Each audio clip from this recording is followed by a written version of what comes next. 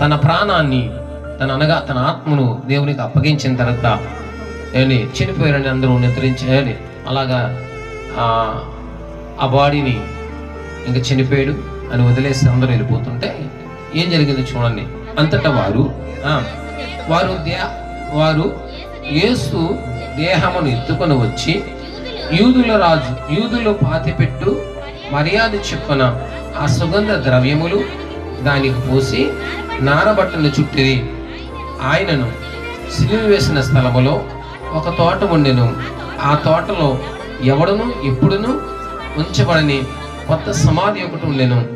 ఆ సమాధి సమీపములో ఉండను కనుక ఆ దినము యూదులు స్థిరపరుసు దినమైనందున వారు అందులో యేసును పెట్టిరి. దేవునికి స్తోత్రం. యేసు ప్రభువుని సిలువ మీద దించి ఆ బాడీని సమాధిలో పెట్టారు. ఇదంతా జరిగిపోయింది.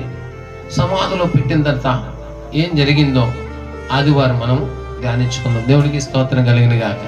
కాబట్టి నా ప్రియమైన దేవుని సంగమా, యేసుక్రీస్తు మన కొరకే ఈ లోకానికి వచ్చి మనల్ని ప్రేమించి మన కొరకు రక్తము కార్చి మన కొరకు ప్రాణం పెట్టి ఆయన సమాధి చేయబడ్డాడు.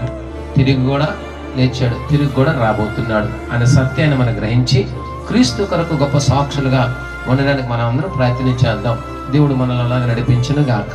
ఆమేన్.